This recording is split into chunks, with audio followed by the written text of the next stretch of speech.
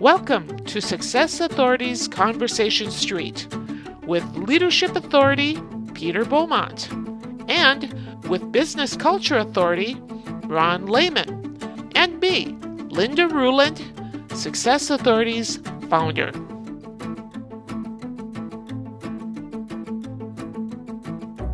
Then I want to focus on not just the acquisition, but the retention of staff and giving them opportunities. And so when you go back to ask, what has changed? Everything has changed from the billable rates that we had previously. We're able to be more financially successful using the rates that we were using before, or compete at a different level, just because our overhead structure has changed, as that has been consolidated. And obviously that's some of the trends that you see within that merger and acquisition, is how does that get distributed and relate across the company, divisionally, geographically, what have you. So what you're saying is that the pricing structure now is more advantageous than it was before? Yes. Yeah. And by and large, what we have done is taken the role to say, we're going to use that to give better value to the clients.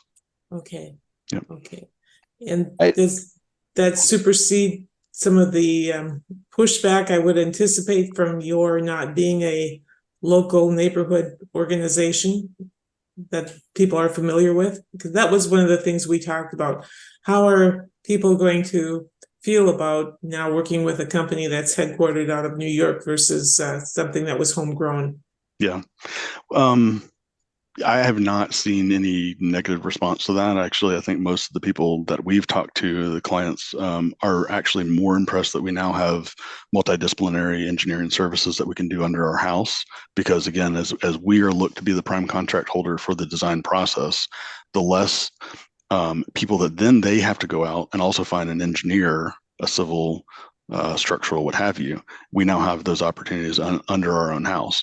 Not to say that a client's forced to choose those, but I feel like here in this market specifically, those clients have been appreciative that we've been able to deliver that.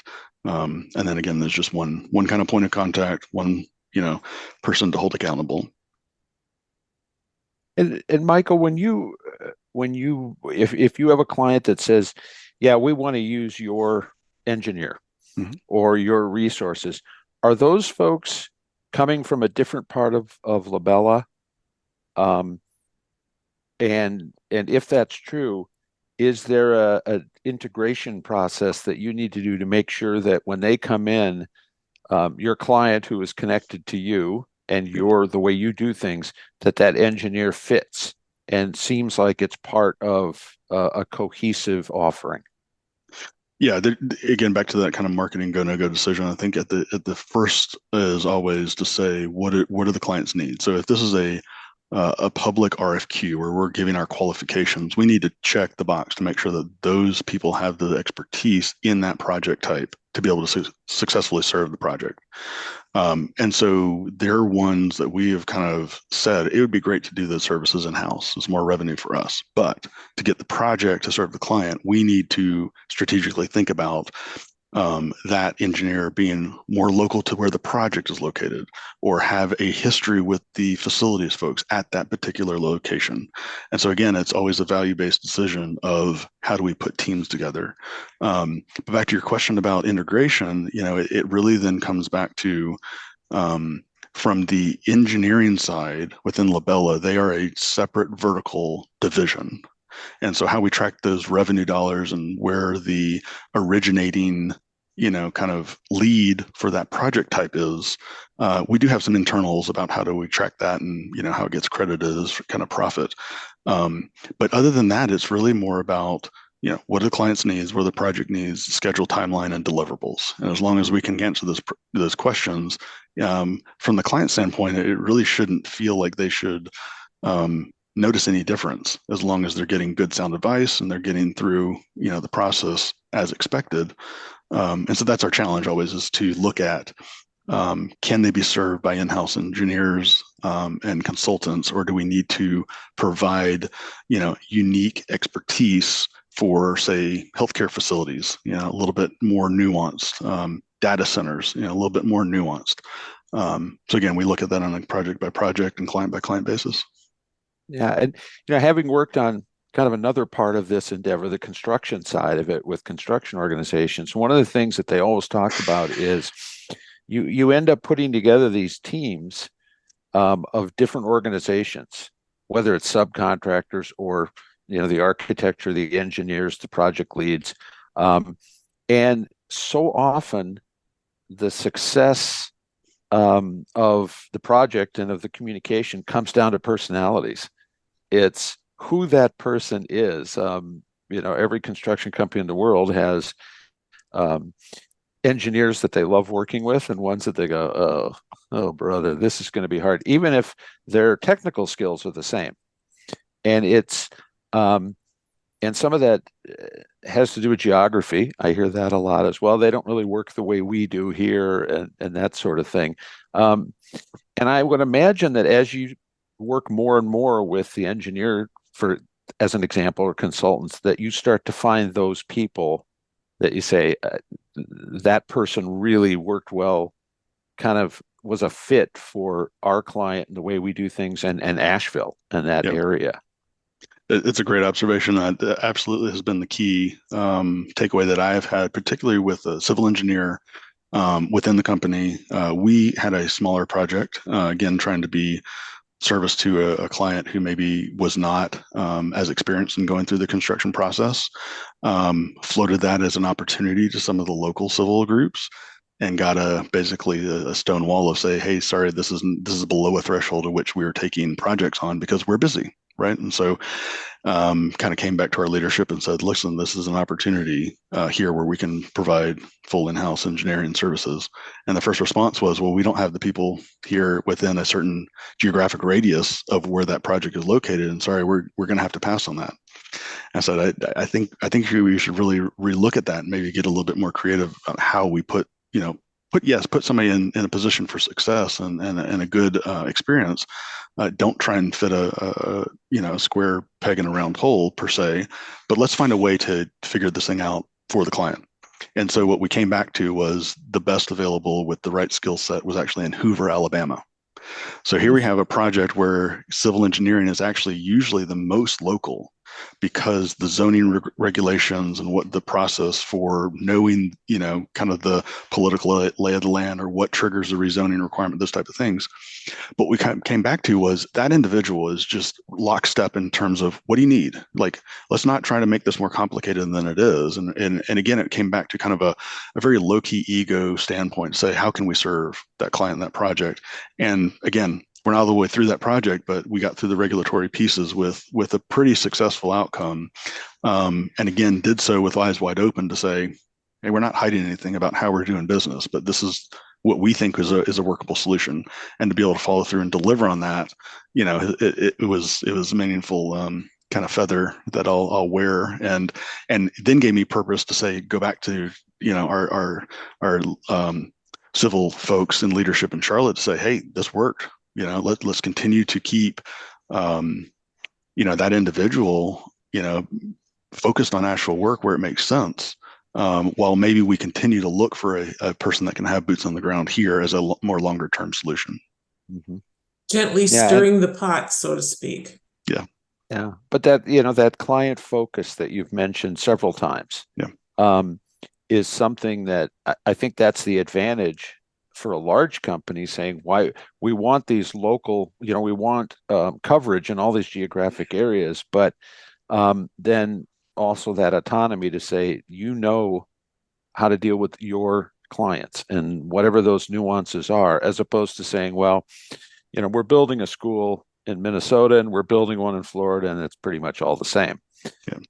At some level, that's always true, but the client doesn't want to feel that way.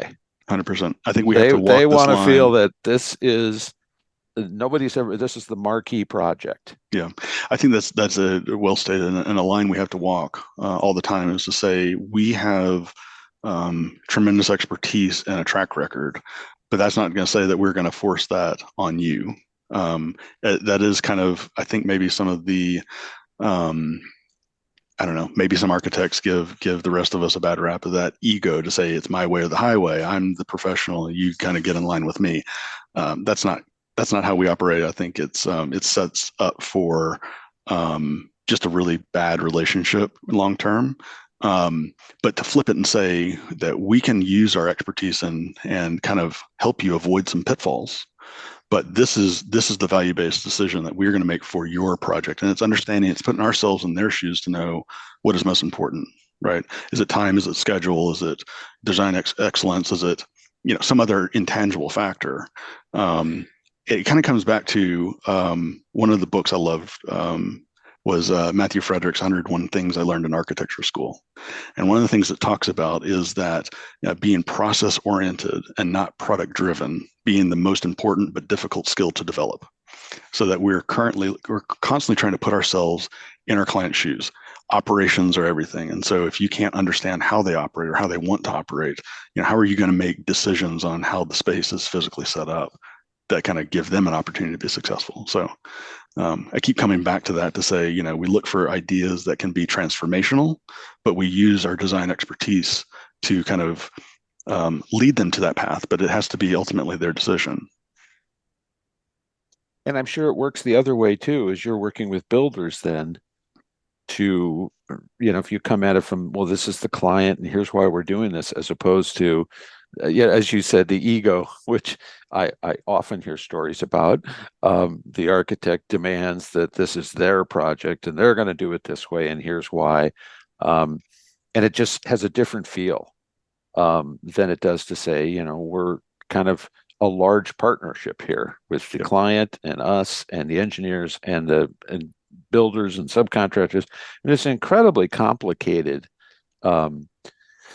process. Complex, I think, is a better word than complicated. It's a complex process, and there's a lot of humans. I'll just share this piece of potential wisdom, which is not my own. A concrete supervisor told me once that concrete's easy, people are hard. And he said, the technical part of this job, we know what we're doing, but it's managing the people at all around and working with them and creating that autonomy within lanes. He used to talk about, I want people to feel like they can bring ideas and make decisions, but here's the parameter, here are the things that are locked in. And then there's a playground in the middle there that we can work on. But that takes a lot of time, which leads me to another question, which is, how much of your time is spent on sort of the leading the business unit that you have, the office that you have, versus doing the work with clients? Yeah, it's a great question. Actually, I have some scheduled opportunities to look a little bit more detailed at just the metrics of that, how, like, looking back at the last quarter and maybe projecting a little bit to the next. I would say that we did trip over a kind of maybe intangible threshold of people here, where I have seen a trend to managing people rather than managing projects. And I don't want to get to a point where I'm just completely detached and devoid from the project. One, as a business development person, or the role in which I see fulfilling business development is actually selling myself, not to sell others, to hand it off or whatever, right? But I would say that, it feels like a right mix right now is kind of 20 to 30% of time spent on cultivating current client relationships, meeting new, people here locally, finding out opportunities for new endeavors. But I don't want to get away from managing projects and being, intimately involved, maybe not drawing every line and kind of coordinating every piece of it. But I think that the key piece and the way that I've found is to have that kind of higher level look, again, back to that kind of values base. What are the critical success factors on each project, making sure that we identify them early, that we revisit them at milestones to say, are we hitting those? Are we fulfilling our obligations? And that as we transition from one phase of design to the next, or building, that we're not losing track inside of those. Yeah. Michael, let me ask you a question. I've worked not with a lot of architects businesses and or construction business, but the ones that have been successful at business development have not relied upon the partners to bring in the business, because that's not their sweet spot. Their sweet spot is managing projects and doing architectural work. Yeah. So they hired one of them, and in fact, I came across a couple that had done this, taught them to be dangerous because they were natural salesmen. And they would be the first filter, and they would bring people in then for people like yourself to actually convert. Have you thought about that? We've had a model of that previously. Okay. I think we found that at least at the head of each of our studio disciplines, there naturally needs to be kind of a principal or officer of the company that has that ability to go out and get new work, right? But yes, we are very much a setup to then convert those internally to that vertical market. So we have a national leader of our sports and entertainment studio, and he is actively working on projects with clients. But we found that to be a more successful, rather than, like you said, the kind of know enough to be dangerous, to say, no, we really know, we've done these projects. Within LaBelle, again, the larger organization, we do have maybe a little different business development as an outside entity, but he is really more overseeing all the verticals, right? So he kind of knows in his background in transportation engineering, but is learning enough to be able to kind of connect dots with some of those municipal clients to say, hey, we don't know, also have these architectural services or these geotechnical and survey. And so it's more about kind of cross-pollination across our vertical markets.